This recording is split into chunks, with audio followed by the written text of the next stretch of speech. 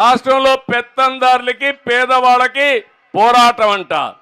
నేను పెత్తందారంట, ఆయన పేదవాడంట. పాపం నిరుపేద, ఆయన డ్రాయర్ కూడా లేదు.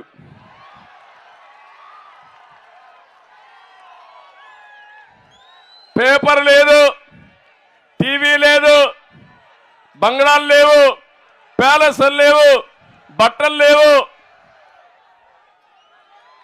ఏం తింటాడో నాకైతే అర్థం కాల. గడ్డి తింటాడు, ఈ గడ్డే తింటున్నాడు, అడుక్కుంటున్నాడు. మా చెల్లెమ్మ చెప్పినట్టు రేపు వస్తాడు, అప్పుడు ఓట్లు అడుక్కున్నాడు. భస్మాసుడు మార్గం మీ నెత్తిన చేయబెట్టాడు.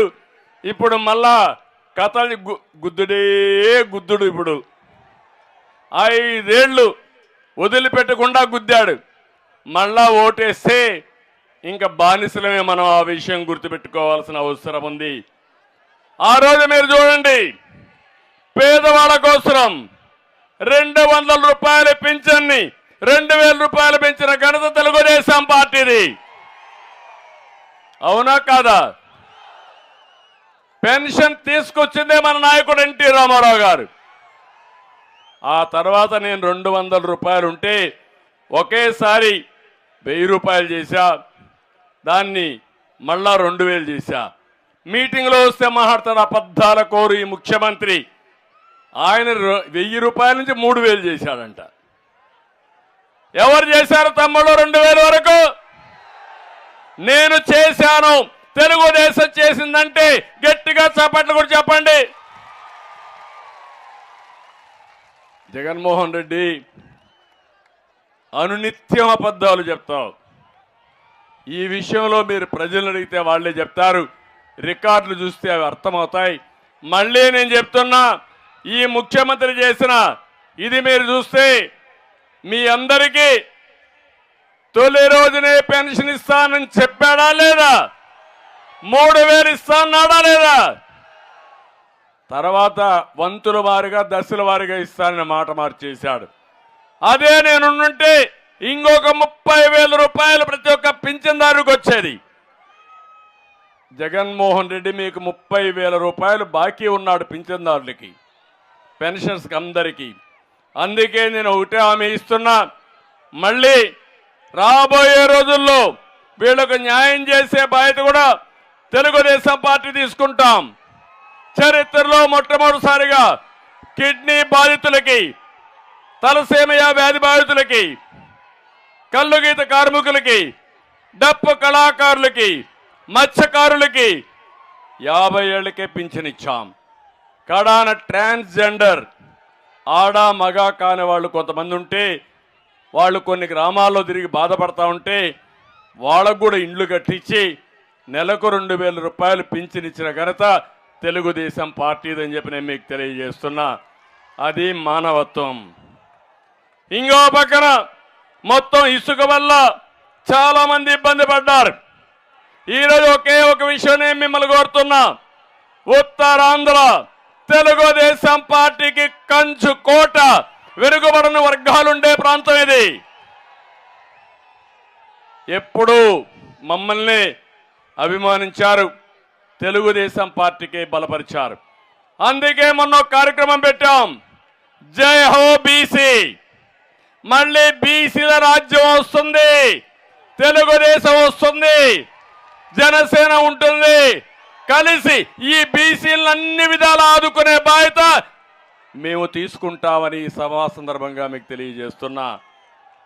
ఇంకో పక్క ఈ ప్రాంతానికి బీసీలకు న్యాయం చేయడం.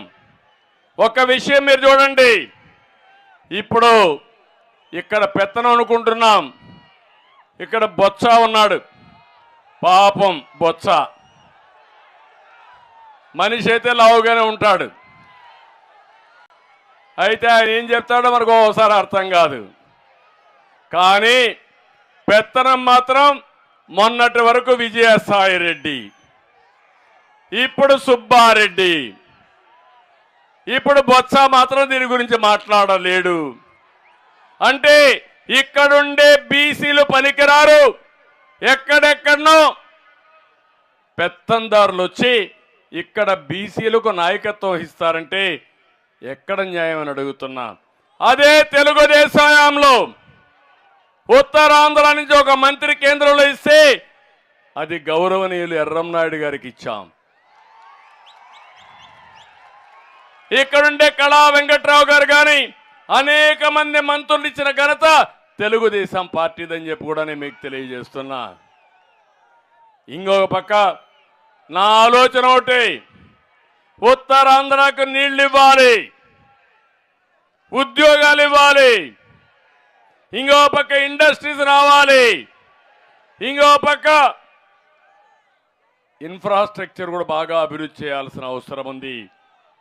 విశాఖపట్నం కేంద్రంగా పెట్టుకుని అన్ని ప్రాంతాలు మనం అభివృద్ధి చేయగలిగితే ఉత్తరాంధ్ర సస్యశ్యామలం అవుతుంది, బ్రహ్మాండం అవుతుంది. దీనికి తప్పకుండా నేను ఒక ప్రత్యేక ప్రణాళిక తయారు చేస్తా. ఉత్తరాంధ్రకి న్యాయం చేసే బాధ్యత, అభివృద్ధి చేసే బాధ్యత తెలుగుదేశం పార్టీది. తెలుగుదేశం పార్టీ హయాంలో 1600 కోట్ల రూపాయలు సాగునీటి ప్రాజెక్టులకు ఖర్చు పెట్టాం. ఈరోజు మీరు ఏం చేశారు? ₹1 ఖర్చు పెట్టారా మీరు?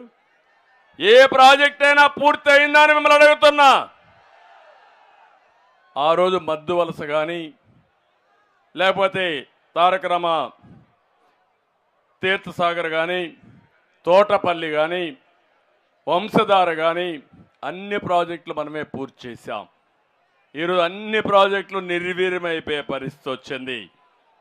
ఈరోజు ₹1 కూడా ఖర్చు పెట్టకుండా వీళ్ళు ప్రవర్తించిన ఇది చూస్తే చాలా బాధాకరం అని చెప్పి కూడా నేను మీకు తెలియజేసుకుంటున్నా. శ్రీకాకుళంలో మహేంద్ర తనయ ఆఫ్ షోర్ ప్రాజెక్టు పూర్తి చేయాల. అదే మాదిరిగా ఈరోజు తోటపల్లిలో ఇంకా 2,10,000 ఎకరాలకు నీళ్లు ఇచ్చే అవకాశం ఉంది. నేనే ప్రారంభించా, మళ్ళీ దాన్ని అభివృద్ధి నేనే చేశా. ఇంకా పెండింగ్ ఉంది.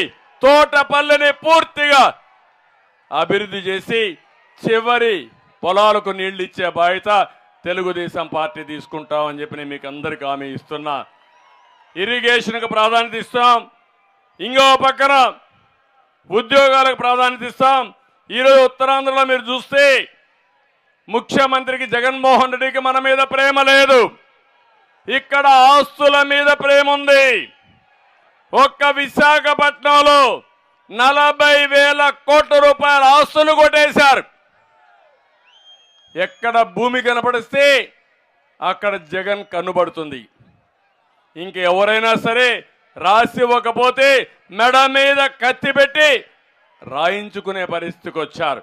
నేను ఒక విషయం మిమ్మల్ని అడుగుతున్నా, తమిళ్లో వారసత్వంగా మీకు అందరికీ భూములు వచ్చాయి. మీ తాతో ముత్తాతో ఎవరో భూములు ఇచ్చారు, అవునా కాదా? పట్టాదారు పాస్బుక్ ఉంది మీకు, దానిపైన ఎవరి ఫోటో? ఎవరి ఫోటో అంటే మీ తాత తరపున బంధువా? మీ అమ్మ తరపున బంధువా? నీ ఆస్తి పైన ఆయన బొమ్మేంటి అడగరా మీరు? మీకు ఆమోదయోగ్యమా అని అడుగుతున్నా. ఒక దుర్మార్గుడి ఫోటో పెట్టుకొని మీరు నిద్రలేసి చూడాల. ఈయన వెంకటేశ్వర స్వామి,